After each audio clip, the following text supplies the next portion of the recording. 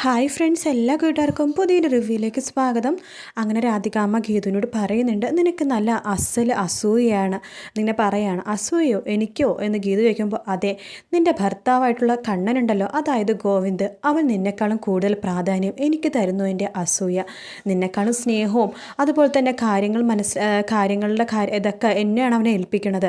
ഈ വീട്ടിലെ ഈ തറവാട്ടമ്മയായിട്ട് എന്നെ കാണുന്നതിൻ്റെ അസൂയയാണ് നിനക്ക്. എനിക്കോ അസൂയോ? നിങ്ങളോട് അസൂയ കാണിക്കേണ്ട ഒരു ആവശ്യവും എനിക്കില്ല. അല്ലെങ്കിൽ നിങ്ങളോട് ഞാനിതിന് അസൂയ കാണിക്കണത്? വല്ലവരുടെ ഔദാര്യത്തിലല്ലേ നിങ്ങൾ ജീവിക്കുന്നത് എന്നിങ്ങനെ പറയുവാണ്.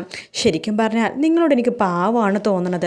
ഞാനിവിടെ നിന്ന് ഇറങ്ങിക്കഴിഞ്ഞാൽ എനിക്ക് ലക്ഷ്യങ്ങളുണ്ട്, ഉത്തരവാദിത്വമുണ്ട്, വീടുണ്ട്, പല സ്ഥലങ്ങളിലും പോകാനൊക്കെ എനിക്ക് പറ്റും. പക്ഷേ നിങ്ങളിവിടെ നിന്ന് ഇറങ്ങിക്കഴിഞ്ഞാൽ നിങ്ങൾ എന്ത് ചെയ്യും എന്ന് ചോദിക്കുവാണ് കേട്ടോ ഗീതു. നിങ്ങൾക്ക് ഇവിടെ നിന്ന് ഇറങ്ങിക്കഴിഞ്ഞാൽ പോകാൻ ഒരു ഇടം പോലും ബാക്കിയില്ല എന്നിങ്ങനെ പറയുവാണ്. സത്യം പറഞ്ഞാൽ നിങ്ങൾ ഗോവിന്ദ് സാറുമായിട്ട് യാതൊരു തരത്തിലുള്ള ബന്ധവുമില്ല, രക്തബന്ധമേ അതൊന്നുമില്ല. ഇതൊക്കെ ഗോവിന്ദ് സാറ് തന്നെത്താൻ ഉണ്ടാക്കിയതല്ലേ. അപ്പോൾ ഇതിൻ്റെയൊക്കെ ഉത്തരവാദി ശരിക്കും പറഞ്ഞാൽ ഞാനാണ്. ഗോവിന്ദ് സാറിൻ്റെ ഭാര്യ, ഒരേ ഒരു ഭാര്യ. ഗോവിന്ദ് സാറിൻ്റെ ആരും ഇല്ലാത്ത നിങ്ങൾ നാളൊരു സമയത്ത് ഇറങ്ങിപ്പോണമെന്ന് പറഞ്ഞാൽ നിങ്ങൾ എന്ത് ചെയ്യും? നിങ്ങൾ പ്രസവിച്ച മകനുണ്ടല്ലോ വരുൺ, അവനെയും കൂട്ടിക്കൊണ്ട് എവിടേക്ക് പോകും നിങ്ങൾ? വല്ല വാർക്കപ്പണിക്കും പോകേണ്ടി വരും എന്ന് ഗീതു പറയാണ്. ആ സമയത്ത് കാഞ്ചന പറയാണ്, ഒരു മാക്സിൻ്റെ മുകളിൽ ഷർട്ട്, തലയിൽ ഒരു തോർത്തുമുണ്ടൊരു കെട്ട്, എന്നിട്ട് വാർക്കപ്പണി എടുക്കുന്ന ആ കാര്യം ഞാനൊന്ന് ആലോചിച്ച് നോക്കട്ടെ എന്ന് പറഞ്ഞിട്ട് കാഞ്ചന ആലോചിക്കുക കേട്ടോ. നമ്മുടെ രാധികാമ്മ തൊഴിലുറപ്പിന് പോണതൊക്കെ. അയ്യോ ഭയങ്കര ബോറായിരിക്കും എന്ന് മാമി എന്ന് പറയുമ്പോഴേക്കും കാഞ്ചനെ നിർത്തടി എന്ന് നമ്മുടെ രാധികാമ്മ പറയുവാണ്. ആ സമയത്ത് ഗീതു ചിരിക്കുന്നുണ്ട്. ഇതൊക്കെ ഉടനെ തന്നെ യാഥാർത്ഥ്യമാവും, നിങ്ങൾ നോക്കിക്കോ എന്നിങ്ങനെ പറയുവാണ്. എവിടെയും പോകാൻ പറ്റാണ്ട് നിങ്ങൾ ഇങ്ങനെ കിടക്കും എന്നൊക്കെ പറയുന്നുണ്ട്. ശേഷം കാണിക്കണ ഗോവിന്ദനെയും അയ്യപ്പേട്ടനെയാണ്. ഗോവിന്ദ് പറയണ്ട അയ്യപ്പേട്ടനോട് എന്തൊക്കെ അയ്യപ്പേട്ടൻ പറയണ്ട്, ഗീതുമോളെ ഒരു പ്രാന്തിയാക്കാൻ കൂട്ടി നിൽക്കരുത്, അവൾക്കൊരു കുഴപ്പമില്ല എന്ന് പറയുമ്പോൾ ഗോവിന്ദ് പറയണ്ട്, അവൾക്ക് കുഴപ്പമില്ലെന്ന് എനിക്ക് മനസ്സിലാവുന്നുണ്ട്, പക്ഷേ ഇവൾ എന്തിനു വേണ്ടിയിട്ടാണ് ഇവിടെ നിൽക്കുന്നത്? സ്വന്തം നിഴലിനോട് തന്നെ പോരാടിക്കൊണ്ടിരിക്കുക. എൻ്റെ രാധികാമ്മ എന്നെ കൊലപ്പെടുത്താൻ ശ്രമിക്കുമെന്ന് അയ്യപ്പേട്ടന് തോന്നുന്നുണ്ടോ എന്ന് പറയുമ്പോൾ അയ്യപ്പേട്ടൻ പറയണ്ടു, ഒരിക്കലും എനിക്ക് തോന്നുന്നില്ല. കാരണം സ്വന്തം മക്കളെക്കാളും അവർക്കിഷ്ടം കുഞ്ഞിനെയാണ്. അതെനിക്ക് നന്നായിട്ട് അറിയാം. ഈ ലോകത്ത് രാധികാമ്മനെ പോലെ കുഞ്ഞിനെ സ്നേഹിക്കണ വേറെ ആരുമില്ല. അത് സ്നേഹിക്കാതിരിക്കാൻ പറ്റില്ലല്ലോ. കുഞ്ഞിൻ്റെ ജീവിതം പോലും മാറ്റിവെച്ച് രാധികാമ്മ, ഗർഭിണിയായ രാധികാമ്മനെയും ആ വരുൺ എന്ന് പറഞ്ഞ 5 വയസ്സുള്ള വരുണിനെയും കൂട്ടിക്കൊണ്ട് അന്ന് വീട് വിട്ടിറങ്ങുമ്പോൾ അന്ന് മുതൽ ഇന്ന് വരെ സ്വന്തം മക്കളെന്ന് വിളിക്കണേക്കാളും കൂടുതൽ കുഞ്ഞിനെ കണ്ണാന്ന് സ്നേഹത്തോടെയാണ് അവർ വിളിക്കാറ്. സ്നേഹമില്ലാത്തൊരു നോട്ടം പോലും അവരുടെ ഭാഗത്തുനിന്ന് ഞാൻ ഇതുവരെ കണ്ടിട്ടില്ല. അത്രമാത്രം കുഞ്ഞിനെ രാധികാമ്മ സ്നേഹിക്കുന്നുണ്ടെന്ന് പറയുമ്പോൾ ഗോവിന്ദ് പറയണ്ട്, അതെ, എൻ്റെ അമ്മേനെ തള്ളിപ്പറയാൻ എനിക്കൊരിക്കലും ആവില്ല. ഗീതുവിൻ്റെ ഭാഗത്താണ് ന്യായമെന്നെങ്കിൽ പോലും എനിക്ക് എൻ്റെ അമ്മേനെ തള്ളിപ്പറയാൻ പറ്റില്ല എന്നൊക്കെ ഗോവിന്ദ് പറയാണ്. അയ്യപ്പേട്ട ഒരു കാര്യം അറിയാവോ?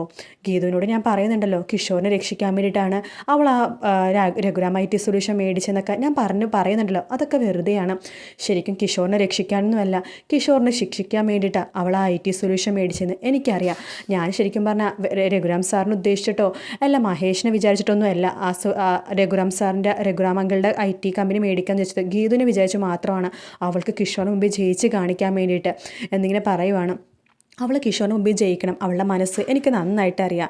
കിഷോറിന് അവിടുത്തെ വേലക്കാരനെ പോലെ ജോലി എടുപ്പിക്കണം. കിഷോറിനെ ജയിലിൽ നിന്ന് പുറത്തിറക്കിയത് അവളാണ്. അതിൻ്റെ ഒരു തലപ്പത്ത് നിന്നിട്ട് തന്നെ അവൾക്ക് എല്ലാം ചെയ്യണം. അതിന് വേണ്ടിയിട്ട് അവൾക്ക് അവിടെ ജയിക്കാൻ വേണ്ടിയിട്ട് ഞാനും കൂടി സപ്പോർട്ട് ചെയ്തിട്ടാണ് അയ്യപ്പേട്ട അത് ഞാൻ മേടിച്ചതെന്നൊക്കെ പറയുമ്പോൾ ഗീതു ആകെ ഞെട്ടിപ്പോവാട്ടോ. അതിനുശേഷം അയ്യപ്പേട്ടൻ പറയുന്നുണ്ട്, ഇങ്ങനെയുള്ള ഗീതുവിന് ഇത്രത്തോളം മനസ്സിലാക്കിയ കുഞ്ഞ് എന്തിനെ ഗീതുവിനെ ഡൈവേഴ്സ് ചെയ്യണമെന്ന് പറയുമ്പോൾ അവൾ ഡൈവേഴ്സ് ചെയ്യണം, അവൾ ഇവിടെ നിന്ന് രക്ഷപ്പെടണം, അവൾ പറക്കണം. അവൾക്ക് ഒരുപാട് ലക്ഷ്യങ്ങളുണ്ട്. പക്ഷെ അവളിപ്പോൾ അവളുടെ ലക്ഷ്യങ്ങളെല്ലാം മറന്നിരിക്കുവാണ്. അവളിവിടെ നിന്ന് പോയാൽ മാത്രമേ അവളുടെ ആ ലക്ഷ്യത്തിലേക്ക് IAS എന്ന ലക്ഷ്യത്തിലേക്ക് അവൾ എത്തുകയുള്ളൂ. അവളിവിടെ നിന്ന് രക്ഷപ്പെടുത്താൻ വേണ്ടിയിട്ടാണ് ഞാൻ ഡൈവേഴ്സ് ചെയ്യണമെന്ന് പറഞ്ഞത്. അപ്പോഴേക്കും അയ്യപ്പേട്ടൻ പറഞ്ഞു, കോടതി റൂമിൽ അവളെ പിച്ച് ചീന്തുമ്പോഴേക്കും അവളുടെ മനസ്സ് ആകെ നോവും എന്ന് പറയുമ്പോൾ ഒരിക്കലും ഞാൻ അവളെ പിച്ച് ചീന്തോന്ന് അയ്യപ്പേട്ടന് തോന്നുന്നുണ്ടോ? എൻ്റെ ഭാഗത്ത് നിന്ന് അവളെക്കുറിച്ച് വേണ്ടാത്ത ഒരു വാക്ക് പോലും കോടതി ഞാൻ പറയില്ല.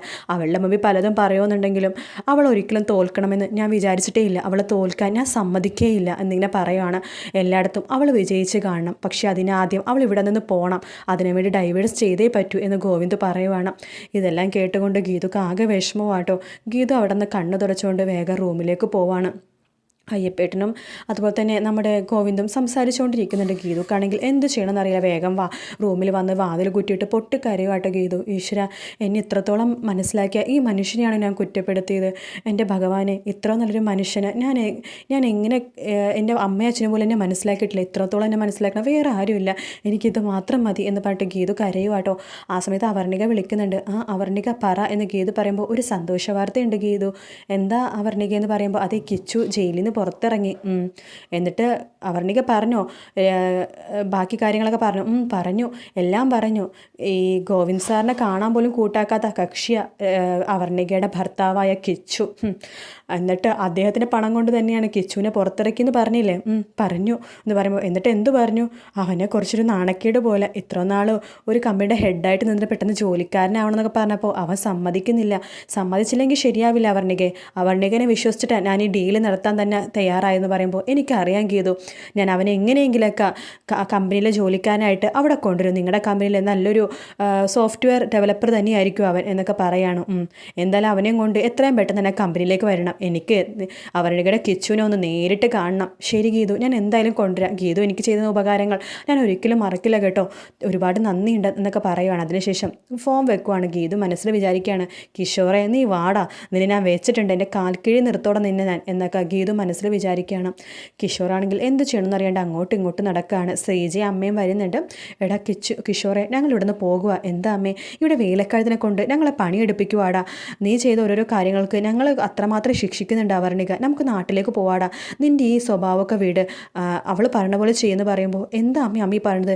ഗീതുവിൻ്റെയും ഗോവിന്ദ് കമ്പനിനെ ആ വേലക്കാരനെ പോലെ ജോലി എടുക്കണമെന്നോ? അങ്ങനെ എടുക്കണമെങ്കിൽ അങ്ങനെ എടുക്കണം, നിൻ്റെ തല വിധി. എന്തായാലും അന്ന് അവളിവിടെ വന്നപ്പോൾ മര്യാദയ്ക്ക് സംസാരിച്ചാൽ മതിയായിരുന്നു. ഇനിയിപ്പോൾ പറഞ്ഞിട്ട് കാര്യമൊന്നുമില്ലല്ലോ. നീ എങ്ങനെയെങ്കിലും ഗീതുവിൻ്റെ ആ രഹസ്യമായി പോയി കണ്ട് മാപ്പെങ്കിലും നിന്നെ പറയാണ്. അപ്പോഴേക്കും അവർണിക ഫോൺ വെച്ചിട്ട് അങ്ങോട്ടേക്ക് വരുന്നുണ്ട് കേട്ടോ. ഞാൻ മാപ്പ് പറയാനോ എന്ന് കിഷോർ പറയുമ്പോൾ അതെ, ചേട്ടൻ തന്നെ മാപ്പ് പറയണം. ഗീതുവിനെ പോയി കണ്ട് കാല് പിടിച്ച് പൊട്ടിക്കരഞ്ഞ് മാപ്പ് പറയണം എന്ന് പറയുമ്പോൾ കൈകൊട്ടിക്കൊണ്ട് അവർണിക വരുക. കൊള്ളാം കൊള്ളാം എന്ന് പറഞ്ഞിട്ട് അവർണിക എല്ലാം കേട്ടിട്ട് വരുന്ന ഭാഗത്തോടാണ് എപ്പിസോഡ് തീരുന്നത്. മറ്റൊരു വീണ്ടും